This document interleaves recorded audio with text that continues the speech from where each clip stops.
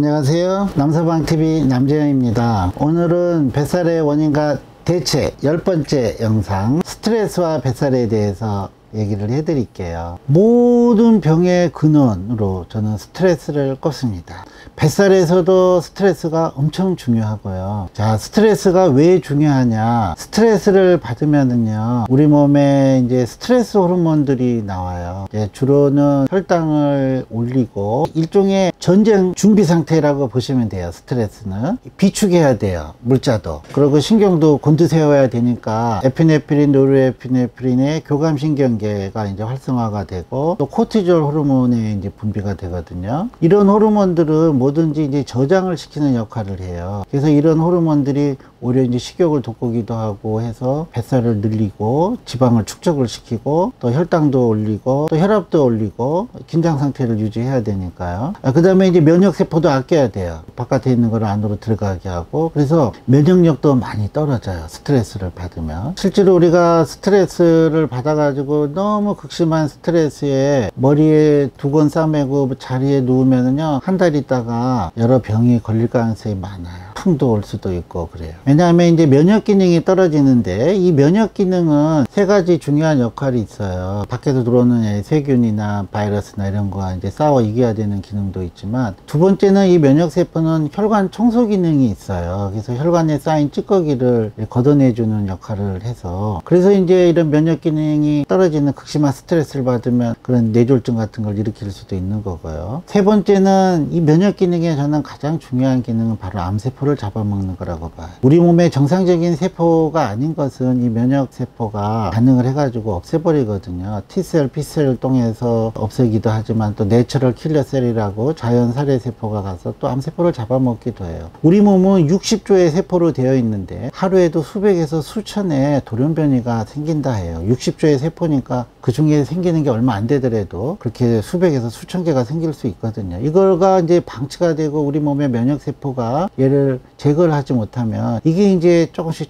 자라서 암세포가 되는 거거든요. 암 덩어리가 이제 되는 거거든요. 그래서 이런 면역 기능을 악화시키는 이런 스트레스가 굉장히 중요하고, 좀 전에 얘기했듯이 이런 스트레스 자체가 뱃살을 유발하기도 하고 혈압도 올리고 혈당도 올리는 역할을 하기 때문에 스트레스가 정말 만병의 근원이다. 그래서 이 스트레스를 없애줘야 되는데 안 받을 수는 없어요. 그렇죠. 사는 게 스트레스인데 어떻게 스트레스를 안 받고 살겠어요. 다 받을 수는 있는데 가급적이면은 나름대로 잘 풀어줘야 되고요. 저는 술, 담배가 나쁜 건 아는데 오히려 극심한 스트레스에 있는 것보다 차라리 술, 담배를 통해서 푸는 것도 한 방법이다. 술도 많이 먹으면 안 되지만 뭐 한 잔 먹고 푹 자고 그 다음날 풀 수만 있으면 이제 해소를 시키는 거죠. 그런 의미에서 저는 그런 것들도 한 방법이 될 수 있다. 옛날에도 보면은 참 전도 유망한 능력 있는 뭐 대기업 간부나 공무원들이 40, 50에 돌연사 하는 분들이 있거든요. 이런 분들의 특징이 뭐냐? 워커홀릭이에요. 완벽주의자예요. 집까지 와서 일을 해요.